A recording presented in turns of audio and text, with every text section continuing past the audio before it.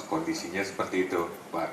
Kemudian ya, karena kita juga waktu membuat itu dalam proses pencarian, tapi berkaitan dengan ada jangka waktu di dalam aturan. Nah, makanya kita sampaikan dulu belum ada di penguasaan. Nah, sementara ternyata faktanya sudah kita dapat waktu untuk mencari, di situ tidak ada. Nah, kemudian menjawab dari Bapak pemohon, izin menambahkan Ketua Majelis bahwa memang ada perbedaan pemaknaan juga sebelum uji konsekuensi dan sesudah uji konsekuensi dari SOP-SOP tersebut. Jadi wajar jika berbeda karena kami juga melibatkan diskusi juga dengan pakar. Kira-kira seperti itu, pakar hukum pidana dan juga PDP. Kira-kira seperti itu, Ketua Majelis. Terima kasih. Nah, kalau sistem ini terkait yang ditanyakan, pendokumentasian di UGM seperti apa? Pendokumentasian ini terkait dengan verifikasi faktual yang dilakukan kan kewajiban KPU sebenarnya untuk semua ya, untuk semua calon pejabat publik itu kan harus dilakukan verifikasi faktual terhadap ijazahnya, ya kan? Artinya KPU kan harus melaksanakan kewajibannya. Nah, dari pihak perguruan tinggi ketika ada surat masuk, sistem pendokumentasinya seperti apa? Apakah kemudian dia digabung menjadi satu dalam arti satu dengan semua surat masuk, atau misalnya terkait pemilu itu ada sendiri gitu folder pendokumentasinya? Baik, terima kasih Majelis. Jadi secara alur di UGM ada kantor yang bertanggung jawab dalam proses verifikasi ini. Ada kantor alumni yang itu bertanggung jawab untuk petugasan di dalam proses verifikasi. Nah, secara teknis kemudian kantor alumni ini akan merujuk dalam unit-unit yang bersesuaian. Jadi yang pertama ada Direktorat Pendidikan dan Pengajaran. Ketika periode masa alumninya adalah tahun lampau, maka kemudian dengan asumsi bahwa data dan dokumen ini ada dikuasai oleh fakultas, maka pengecekan dilakukan oleh fakultas. Jadi alurnya seperti itu. Saat ini sudah ada sistemnya, permintaan dari mitra ketika ada permintaan verifikasi, sebelumnya ya bersurat. Berarti kalau surat itu dikirimkan ke perguruan tinggi akan merujuk ke atau mendispo ke fakultas yang bersangkutan, ya. Gitu ya. Nah, yang mendokumentasikan suratnya di perguruan tinggi atau di fakultas? Biasanya diterima kalau ke universitas ya diterima di universitas, kemudian selanjutnya diberikan disposisi ke unit terkait. Ke unit terkait. Izin Ketua, tadi menyebutkan alumni, kenapa ya Pak? Kata-kata alumni. Karena kantor alumni. Iya, maksudnya kantor alumni berfungsi sebagai apa di situ, alumninya? Sebagai unit kerja di UGM yang memberikan layanan terkait dengan layanan alumni. apa? Layanan berkaitan dengan alumni. Sampai sejauh mana batasan alumni yang notabene kan secara alumni instansi yang berbeda, tapi dilibatkan. Lalu bagaimana ibaratnya meyakini? Karena tadi kan ada disebutkan bahwa UGM sangat patuh terhadap undang-undang PDP.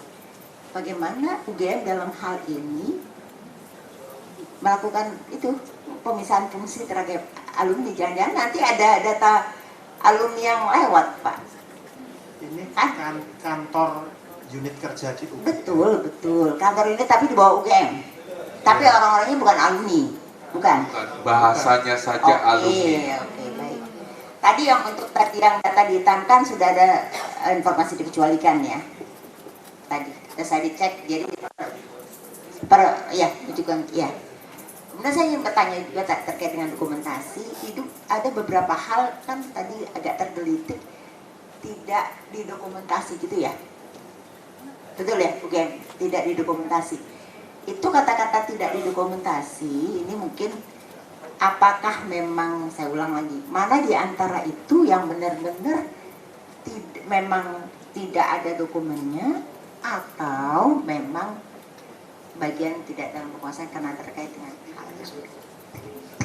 Iya, ini Ibu, iya karena memang kan bahasa undang-undang KIP itu kan seperti itu ya, dan dikuasai dan juga Tapi dokumennya ada. Tidak dokumentasikan. Nah, tapi gini deh. Tapi faktanya adalah gitu ya, kami telah berusaha mencari semaksimal mungkin yang kami bisa gitu ya. Komplek-komplek lemari lagi gitu ya. Tanya sana sini, tanya asli dan seterusnya gitu. Mekanismenya kalau untuk pendokumentasian ketentuannya bagaimana Pak? Ketentuannya Kalau yang di apa ya? UGM. Kalau yang ada saat ini saya kira Tata kelola dokumentasi seperti apa? saya sedikit jelaskan tadi Bu Majelis gitu ya. Jadi faktanya itu adalah dokumennya itu tidak ada gitu ya. Tidak ditemukan gitu. Jadi tidak ditemukan itu apakah kemudian itu apakah benar-benar tidak ada gitu ya, kok pernah ada kemudian musnah, itu kami yang tidak bisa menggaransi karena peristiwanya itu sudah cukup lama gitu ya. Tapi yang bisa kami lakukan adalah kami mencoba mencari semaksimal mungkin. Bahkan kemudian dokumen yang notabene itu tidak ibu bapak minta sesungguhnya, tapi karena ada kedekatan ya informasinya, tetap dengan dekat baik kami coba untuk keluarkan. Mungkin itu ya. Jadi kalau bahasa awamnya itu adalah ya itu ya tidak ditemukan dokumennya gitu. Tidak ada dokumennya. Apakah memang dokumennya itu memang pernah ada atau memang ini bukan, tadi kan pernyataannya bukan berarti tidak ditemukan, tapi tidak dipastikan Kita apakah tidak bisa memastikan. tidak memastikan apakah dokumennya itu sebelumnya memang ada atau tidak. Gitu. Mohon izin mungkin menambahkan pengalaman saja ya Bu ya. Iya. Kebetulan saya juga bertugas sebagai wakil dekan bidang akademik, di mana tahun 2024 kami banyak menerima surat dari KPUD untuk memverifikasi ijazah yang dilegalisir oleh kami, oleh KPUD. Kemudian itu disertai dengan surat. Jadi yang bisa kami temukan suratnya adalah tahun yang terakhir ini. Dan itu memang semua surat yang masuk tentu ditulis oleh bagian Respon ya. ART begitu ya, TU. Dan kemudian mereka datang meminta klarifikasi, betul nggak ini alumni kita, ada datanya secara umum gitu ya. Nah itu yang kami lakukan seperti itu. Dan mereka punya berita acara sendiri ya, yang tahun 2024 itu yang ditandatangani oleh kami. Ya, satu lagi saya agak tergelitik nih. Petunjuk teknis karena tadi berkaitan SOP tidak ada, tapi petunjuk teknis ya seperti itu ya tadi ya. Kalau di UGM petunjuk teknis itu muncul tiba-tiba kah dan divalidasi sama pihak mana atau berdasarkan ada rangkaian landasannya? Terkait dengan petunjuk teknis itu dimulai dari kebijakan level rektorat ya. Jadi di situ ada peraturan rektor, kemudian SK rektor, surat edaran dan sebagainya. Kemudian di level fakultas, kami di unit-unit itu membuat petunjuk pedoman yang lebih spesifik di fakultas tersebut. Kemudian mulai 2010 kami lebih detail lagi. Berarti ketetapan rektor itu ada menyinggung hal-hal yang dituangkan di petunjuk teknis, besarannya. Besarannya ya. Besarannya. Misalnya, dengan kata lain, kalaupun yang dimaksud SOP itu bisa dianalogikan sama dengan, karena kalau petunjuk teknis itu kan mungkin siapa yang punya kewenangan untuk tanda tangan? petunjuk teknis nanti bisa di level dekanat ya. Jadi Dekanat, itu mulai dari misalnya unit jaminan mutu menyusun SOP tentang pembimbingan skripsi. Maka lebih lengkap berarti daripada ini tetap. Pihak pemohon kalau terkait dengan SOP yang dimaksud untuk SOP itu diharapkan seperti petunjuk teknis bisa dipahami, bisa ya.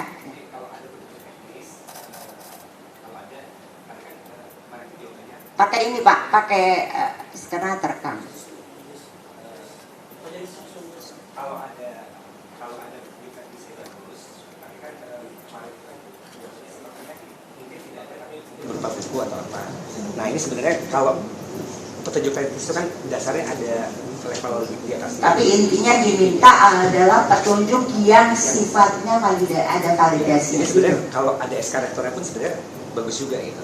Jadi kan yang penting kita bukan petunjuk ini tapi aturannya sebenarnya yang ini. Aturan yang dikeluarkan ya bukan besaran seperti jabarannya kan, tetapi validasi yang sudah divalidasi begitu ya. Masih. Terima kasih Bu Ketua. Saya ke termohon dulu, Ustaz. Ini kan ada perubahan ya dari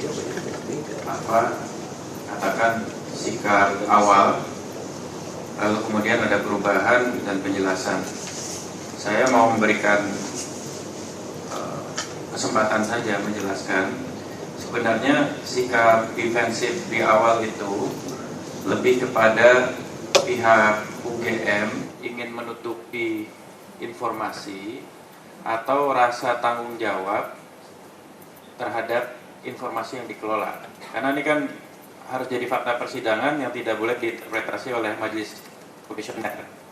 Jadi saya minta dari sisi POV-nya termohon lah.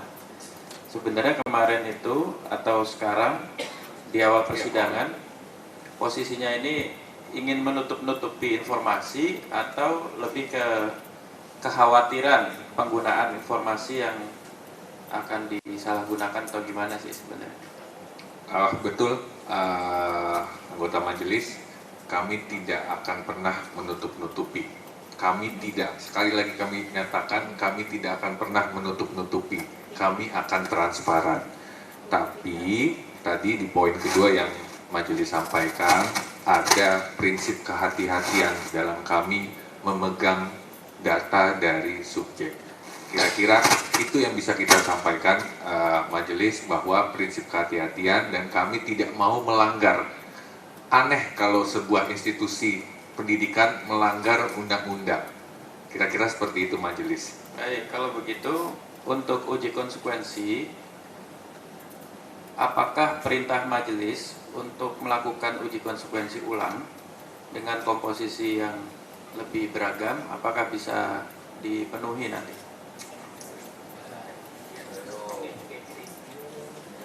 Oke, izin majelis gitu ya. Sekali lagi kami tidak ada ya kemudian untuk menutupi ya, bahwa kemudian kami sangat bahasa tadi itu chauvinisme gitu ya. Supaya tidak ada gitu ya. Saya kira juga ini bagian dari tafsiran ya yang sebelumnya ya. Terus terang kan kami kan menganggap bahwasanya uji konsekuensi itu dalam konteks Pak Jokowinya gitu.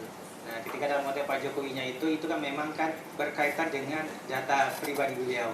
Terus terang ini yang kemudian menjadi concern kami. Tadi juga sampainya teman kami lah, itu bagian dari kehati-hatian kami gitu ya. Memang itu digariskan oleh undang-undang penonton pribadi, sekalipun juga menjaga kerahasiaan itu gitu. Tapi kalau kemudian gitu ya, majelis untuk memerintahkan ya untuk selanjutnya uji konsekuensi, dan itu sifatnya umum, kemudian melibatkan masyarakat, saya kira tidak ada beban bagi kami untuk melakukan itu. Karena memang sekali lagi tidak ada data pribadi dari subjek pemilik data pribadi yang kami potensi untuk kami langgar gitu. Jadi saya kira seperti itu. Kalau tidak ada kekhawatiran, sebenarnya kekhawatiran itu kan berarti dari persepsi termohon terhadap termohon ya, katakanlah kehatian ya, bukan kekhawatiran. Sebenarnya yang dikhawatirkan atau yang dicurigai atau yang diantisipasi oleh pihak termohon terhadap pemohon ini apa? Sehingga nanti misalnya pun termohon punya catatan, ini kalau kita kasih begini, tolong jangan gunakan untuk apa. Sebenarnya kekhawatirannya apa, Pak? Izin anggota majelis, kami tidak ada kekhawatiran sama sekali. Terhadap pemohon tidak ada kekhawatiran? Kami hanya khawatir kami melanggar undang-undang yang memang sudah ditetapkan, yaitu Undang-Undang PDP. Seandainya yang tadi kami sampaikan bahwa ada nanti di putusan KIP untuk membuka ataupun untuk tetap menutup, kami akan mentaati dan melaksanakan putusan itu. Kira-kira seperti itu. Oke. Nah, terakhir nih, jadi ini kan sebenarnya saya ingin suasana kebatinannya terbaca di fakta persidangan itulah ya, kira-kira. Sebenarnya pihak termohon tuh tertekan dengan suasana ini ya, suasana isunya ya sebenarnya di awal itu ya. Kenapa kok hati-hati banget, kenapa pihak termohon? Saya kira kalau konteks suasananya mungkin. Jadi tertekan, saya kira tidak. Untung harap tenang ya. Tolong ya. Tapi kan ini kan bagian dari, saya kira ini kewajiban ya, kewajiban kami sebagai institusi yang kemudian ya terbawa dalam perkara ini. Oke. Tidak mau kan kami harus jalani gitu ya, dengan sebaik-baiknya. Itu yang saya katakan tadi itu dalam proses persidangan dimanapun kami dari UGM kan insya Allah selama ini tidak pernah yang tidak datang ya. Itu kan menunjukkan bahwasannya kami komitmen gitu ya, kami menghargai para termohon, kami menghargai pemohon, kami menghargai juga majelis hakim gitu. Jadi kalau kemudian itu terekan saya kira, tapi kalau kemudian itu membuat kami agak mungkin agak kerepotan, mungkin agak kerepotan juga ya, tapi kemudian ada hal-hal yang sebenarnya bisa kami lakukan gitu ya, mungkin teman-teman fakultas gitu, Pak Dekannya kemudian lebih fokus pada hal lain gitu kan, mau tidak mau kan itu terbawa dalam suasana seperti ini. Tapi sekali lagi kami yakin ini adalah cara untuk kemudian mencari kebenaran gitu ya, dan kami sebagai pendukung publik tentu kemudian wajib mengikutinya ya dengan sebaik-baiknya. Tapi sekali lagi, saya kira juga pemohon juga menghormati gitu ya bidang kami, bahwasanya kami memang sekali lagi hati-hati ya terkait dengan data pribadi orang lain sepanjang sekali lagi tidak diberikan persetujuannya gitu. Saya kira begitu Pak Jadi lebih kepada tertekan saya kira tidak ya. Terus sekali lagi mungkin ini menjadi adalah semacam tambahan pekerjaan yang di luar tupoksi kami gitu ya. Jadi dosennya harusnya ngajar gitu.